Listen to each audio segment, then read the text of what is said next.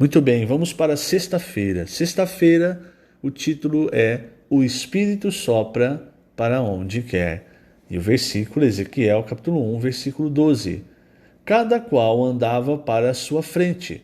Para onde o Espírito havia de ir, iam. Não se viravam quando iam. Muito bem, ainda na conversa entre o Senhor Jesus e Nicodemos, irmãos, no capítulo 3 do Evangelho de João, em determinado momento, depois do Senhor ter falado para Nicodemos, importa-vos nascer de novo, no versículo 7, o Senhor então falou sobre o vento. Ele disse, o vento sopra onde quer, isso no versículo 8. Ouves a sua voz, mas não sabes de onde vem nem para onde vai. Assim é todo o que é nascido do Espírito. Então, por que ele disse isso, irmãos? Porque aqui a palavra vento, ela em grego é pneuma, que também é usada para espírito.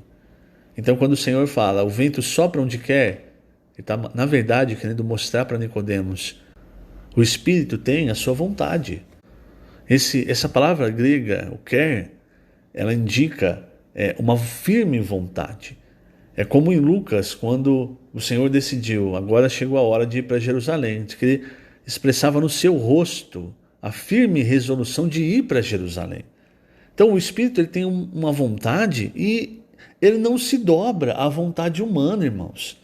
Não é assim que você vai falar para o Espírito, olha, você tem certeza? Olha, não é melhor pensar bem, talvez esse caminho não seja melhor. Não, irmãos, não há isso com relação à vontade do Espírito. O vento sopra onde quer, quer dizer, o Espírito, o versículo quer dizer, o Espírito, ele vai para onde quer.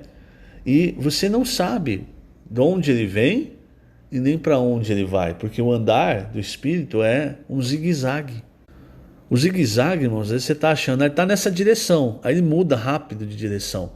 Então, se nós não. Por isso, nas 7 cartas às igrejas na Ásia, todas elas terminam. Quem tem ouvidos, ouça o que o Espírito diz às igrejas. É o vento soprando, irmãos. É aqui, o Senhor deu a dica. O vento sopra onde quer, ouves a sua voz. Quando tem uma ventania, você percebe a ventania pelo toque do vento, né, na sua pele, o tato.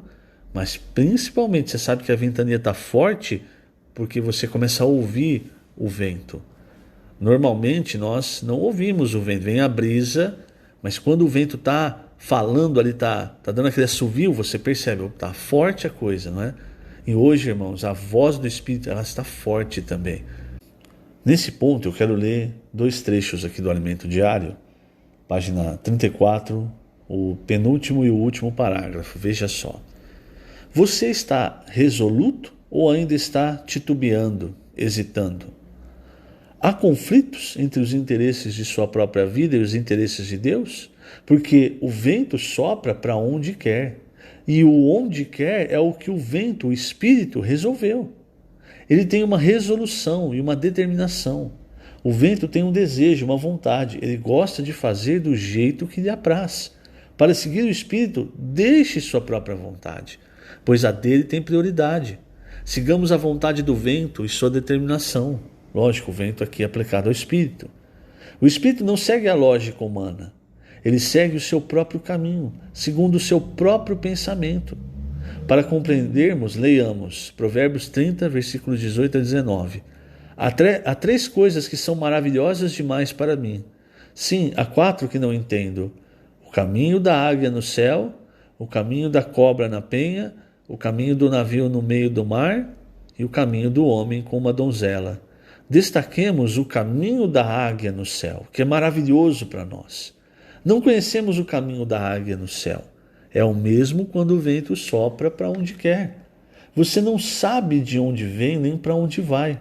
Assim, portanto, é todo aquele que é nascido do Espírito.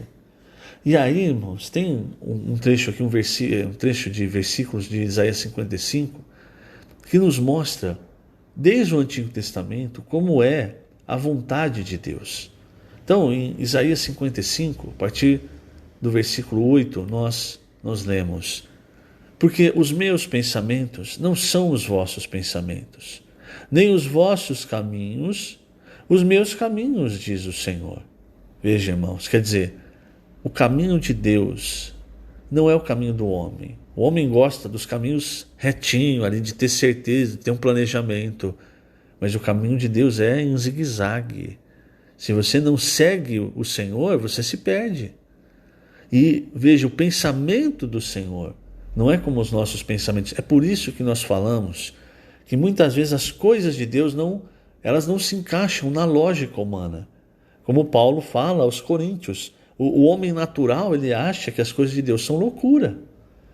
Aí versículo 9, porque assim como os céus são mais altos do que a terra, assim são os meus caminhos mais altos do que os vossos caminhos, e os meus pensamentos mais altos do que os vossos pensamentos.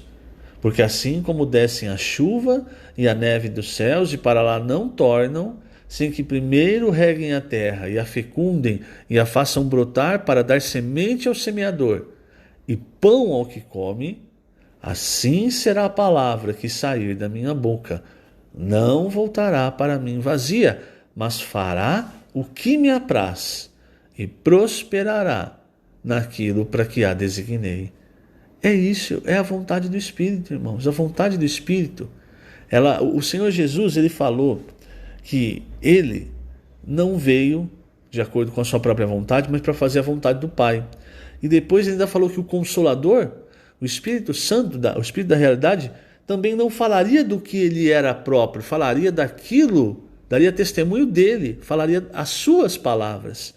Então veja que tudo está em grande harmonia, irmãos, no Deus triuno. O problema somos nós. E é aí que entra a palavra profética. Porque o vento sopra, e aí nós resolvemos ouvir de acordo com o nosso entendimento. Ouvimos errado, tomamos o caminho errado. E aí Deus, na sua misericórdia, irmãos, Ele ainda nos dá a palavra profética para nos mostrar, é como assovio do vento, para nos mostrar, ó, é aqui, ó, tá ventando aqui, nessa direção, é para ir para cá.